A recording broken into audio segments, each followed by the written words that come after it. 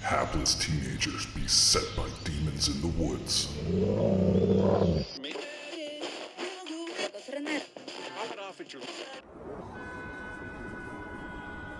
A strange new drug that turns art into murder.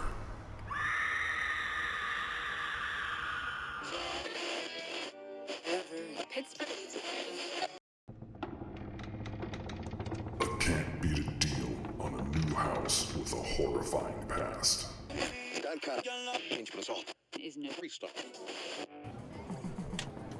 A video game that might usher in the apocalypse.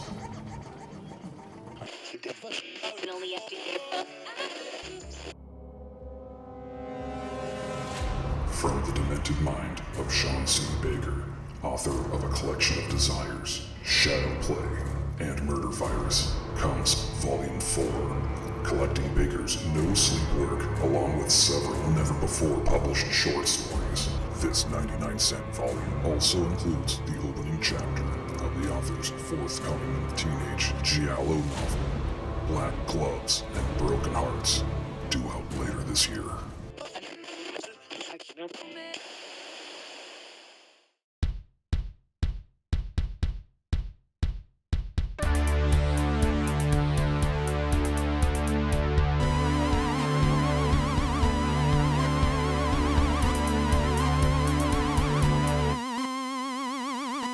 Hello, welcome to another episode of the Horror Vision Horror Podcast. My name is Sean. And I'm Missy. I was originally going to try to figure out like a way to like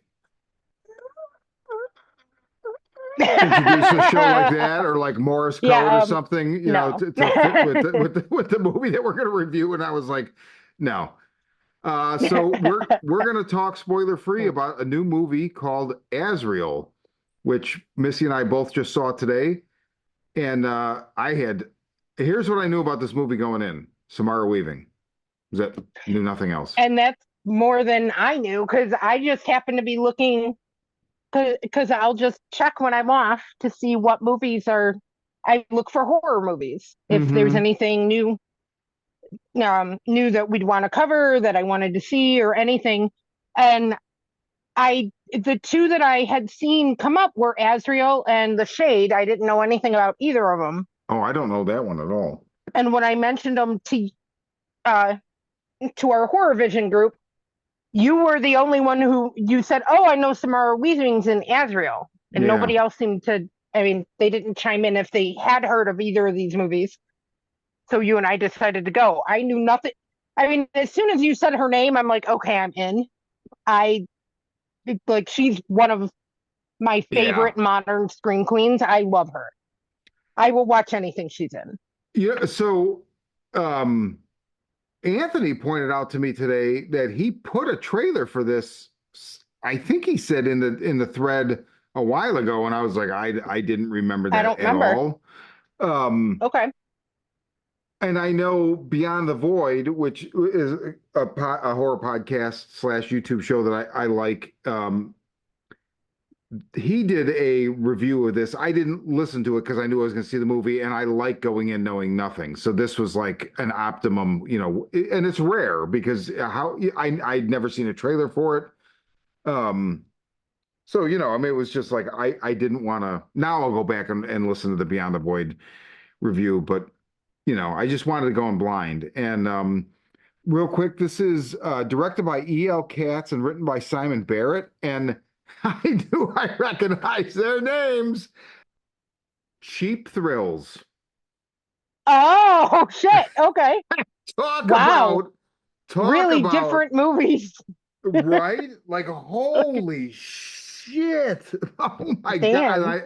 I love Cheap Thrills. Cheap Thrills is, oh, my God. That's a good one. It's a weird, uncomfortable, fucked up movie.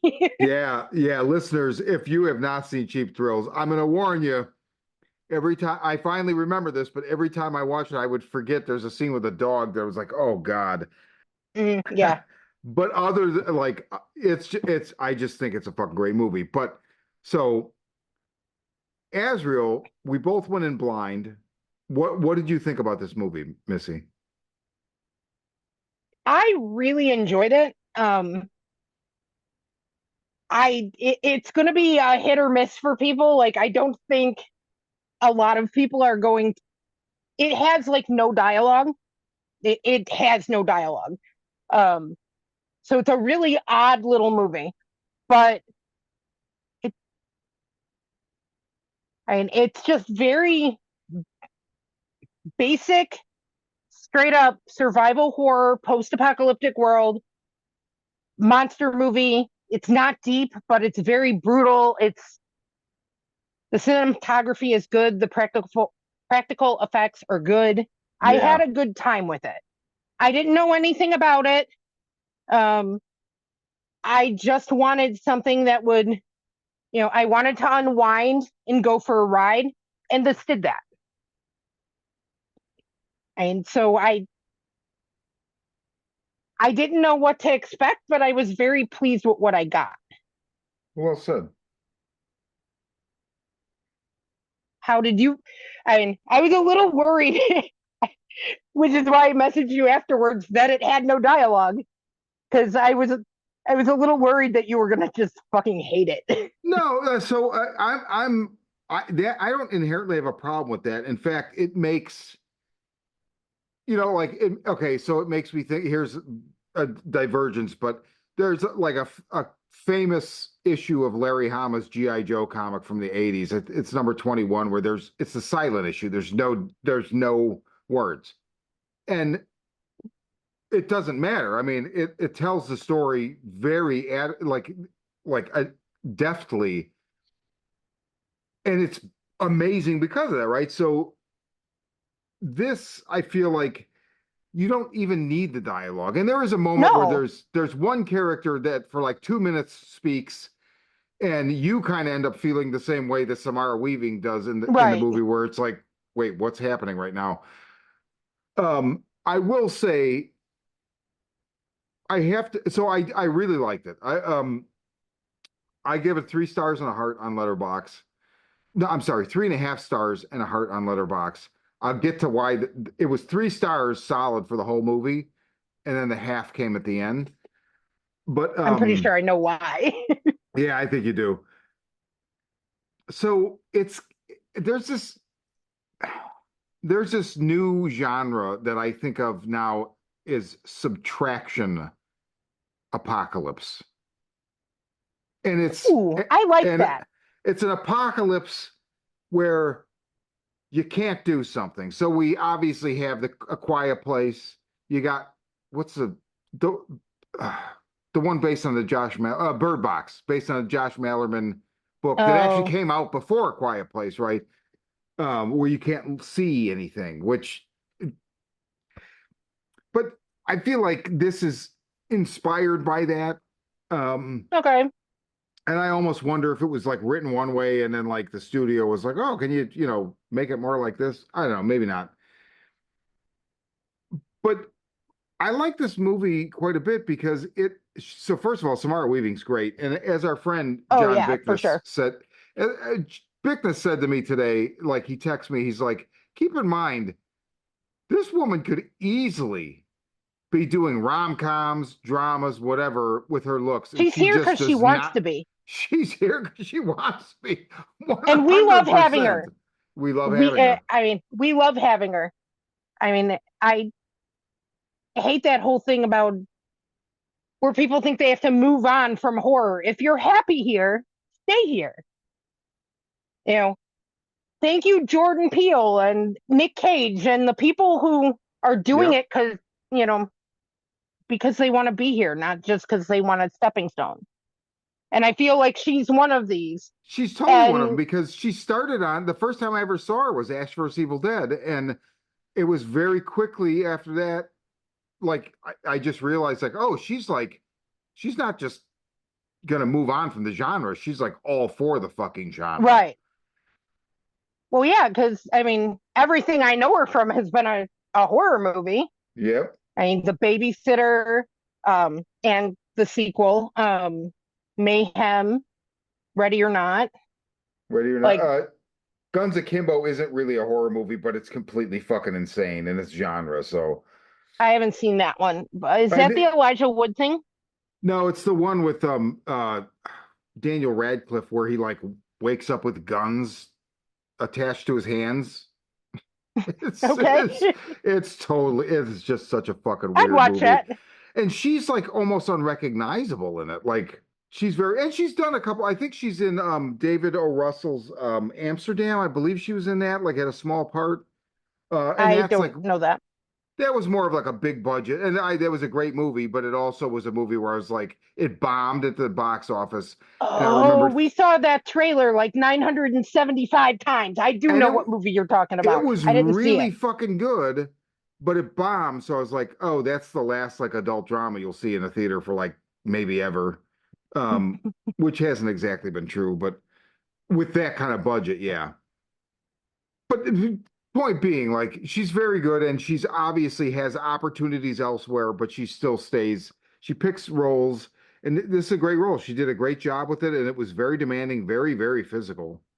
And very different than anything we've seen her do because she's very charismatic and charming and she doesn't Yes. talk in this movie. Yep. But she conveys so much without words. Like I was completely engaged and invested the entire time. I was in pretty much immediately, and it's because of her. Yeah. And with movies like this where there's not dialogue and where it's or where it's really focused on one person and there aren't other characters, I mean 9 out of 10 times they end up being boring, they don't work. um that's not the case here. She has no problem carrying the film. Yeah. It's very, even without dialogue, it's intense, it's engaging, you care Yeah. about her. I mean, there were a couple times it got me where like it kind of startled me. I'm like, whoa, did that just happen? Yeah. Like I was very invested in what was going on with this woman and her plight. And she's badass. Like it's Yeah. brutal. It is. It's very physical. It's a You know, very it's a brutal movie too. And like you said, the practical effects, like the first time you see some gore, I was like, oh wow, they're going for this oh, the shit. gore Holy looked cow. great. Yeah. My my only minor complaint, and it's not a big one because I hate when they overlight the monsters. So I mean, I'd rather not be Yes. able to see it very well and want to. So I mean, I'm not complaining, but there are parts where it's very dark and it's kind of hard to see what's going on. Yeah. Not a lot, but there were a couple action sequences where, you know, but I'd much rather you leave me wanting to see more. Make me want to see your monster. Yeah. Don't overlight it and ruin it.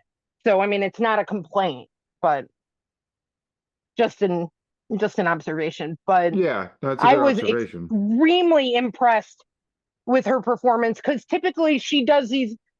I mean, she does these pretty hardcore horror roles, but they're charming, they're talky, they're campy horror comedy fun stuff. This is not that. No, it's not that at all. There's no humor in this. It's It's severe. dark, it's brutal, it's very severe. But I thought it was a very engaging movie and I enjoyed it. I mean, I'm not gonna I mean, it's not gonna make my best of list, but I enjoyed it. I had a good Yeah, time with it. yeah. Well said. Uh I had a little bit of a rough start with it just simply because the first thing you see, I believe, is like text that the rapture happened. And Yeah, I made a face. I'm like, oh God, what did I just pick? Are we seeing some weird Christian horror film? so that's my thing where like, and I understand, as the horror genre has, you can play with angels and biblical shit or whatever and use it to Mm-hmm. your advantage, right? Right, and Catholic horror is a thing. I mean, we get a lot of. But just because there's been so many, like, I'm aware that there's like that Left Behind series and all that, the Rapture. Mm-hmm. So whenever you're mentioning the Rapture in your movie, Uh-huh. I'm I think we suspicious. had the same reaction. Number one, I'm suspicious. But number two, like, I don't know. I just kind of feel like, no offense to anybody, but like, don't give this malarkey any credence. Come on, like, really, like, but the interesting thing about this movie, and I think it will drive some people nuts. So here's the thing: they explain absolutely fucking nothing. Yeah, And it's very vague and ambiguous. and I like that. I don't need everything explained, so I like that. However, Mm-hmm. it did Same. make it difficult for me to understand people's motivations. My takeaway is that they were some kind of weird cult they're trying to make a sacrifice to this demon or Okay, so we will definitely have to talk about this off, quote unquote, off camera because I don't want to do any spoilers, but I'm curious about okay. this, how you interpreted this. Um, Okay. but yeah, I mean, this is not going to be in the theater for more than a week. I'll almost No. guarantee it. This reminds me a lot of Arcadian, and Oh, I loved Arcadian. Arcadian was better, but I think Arcadian's a better film, but I enjoyed both. But I mean, I will say I love these post-apocalyptic kind of stories. Especially but they have to have some kind of Civil War was not for me. But this kind of stuff is right up my alley. I'm a sucker for them. So I mean, which is probably why I was in immediately. Like I love these. yeah, well, and it's a tight 1 hour 25 minutes. Yeah, it's real snappy. It's not slow. It's very tense, and I think they're very aware that like you can fatigue people if you overdo that. And it's just it starts and there is no really respite per se. It just advances, advances, advances, advances. Mm-hmm. Um, And it does have a payoff. Like I it think does it have, has a good yes, payoff at the end. agreed. That's the half star right there. The last like 2 minutes. Mm-hmm. Yeah, that's what I thought it was. Um, I really like that too. But I agree. If you have any interest, it's only going to be here for a week because Yeah. mainstream audiences are not going to like it. There's no dialogue in it, and then it's very very ambiguous. And while you and I like to use our imagination, Yeah, right. I mean, the mainstream audience wants the trailer to tell them everything Yeah. before they see the movie, and we avoid the trailers like the freaking plague. Yeah, exactly. So I mean, it's not going to be in theaters long, but I I mean, for something I picked on a whim, knowing nothing about, it was a very pleasant surprise. Yeah. And I admit I had a moment of fear in the beginning when I saw that Yeah. flash of quote and it said something about the rapture. I'm like, oh God, it's not going to be a horror movie. It's going to be one of those stupid Left Behind things or something like That's that. What the hell did I pick? But it's not. I mean, it does have these cryptic, like I don't know, biblical yeah, but quotes all they throughout. all serve the horror premise. There's Right? no like They serve the story, and it actually adds like it adds tension. It yes, works. yes, and it But comes out in the wash. Like at the end, it's like okay, it it adds was. to it. I mean, and it's not even for somebody who gets really bristly about like I'm very moody about Catholic horror. I grew up in a very Catholic household and don't have much patience for it. But I saw the word rapture, and I mean, if it had been any other word, Yeah, they could have called it the apocalypse, whatever, and I wouldn't have batted an eye. But at first, I was like, nah. But within about 5 minutes, I was like, oh no, this is a post-apocalyptic monster movie. I'm good. yeah. They're just using a different version of the apocalypse, the Catholic Yep. version. Yeah, but they don't beat you with it because No, they I do mean, not. yeah, they don't beat you with it because I I hate that stuff. Same. So, but definitely, like I would encourage people to go see this. There were three other people in the theater. Yeah, mine. I had three as well. I had three other humans and me for a 4 o'clock showing on a Thursday for a movie no one's heard of. So I mean, that's not bad. That's not bad. And it was a Shudder movie, so it'll probably, being that it's going to be a super limited release, it's going to hit Shudder in probably like a month. Yeah, maybe exactly. 2. Like it'll hit quick. It definitely, I would suggest, in spite of that, if you have the inkling, go see it in the theater. I don't know that this isn't a movie like The Substance where I'm like, you have to see it in the theater. I feel Right. like it needs to be seen. Definitely not. It However, doesn't. as you say, and I, we always say we want these movies in the theater. So if you can go see it, if you have a pass and it's no skin off your, I mean, seriously, like I got a Regal pass, you have an AMC pass, no skin Right. off my ass. So I'll That's go why we repeatedly.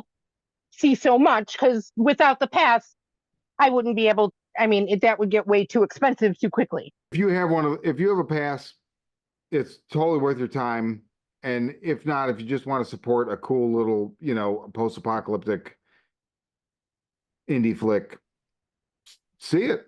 I think people dig it. And Samara Weaving, her performance is great. And it's a like great practical effects, dark fucking movie, brutal, Yeah, great they soundtrack or score, I they should play say, their not soundtrack. hand real close to their chest. So I mean, a lot is left to your interpretation, but Yeah.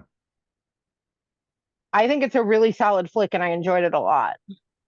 And Amen. I mean, when it hits Shudder, I'll watch it again. Yeah. Yeah, definitely. I And if you like movies like this one, and you haven't seen Arcadian, that's on Shudder, and Arcadian is fantastic, in my opinion.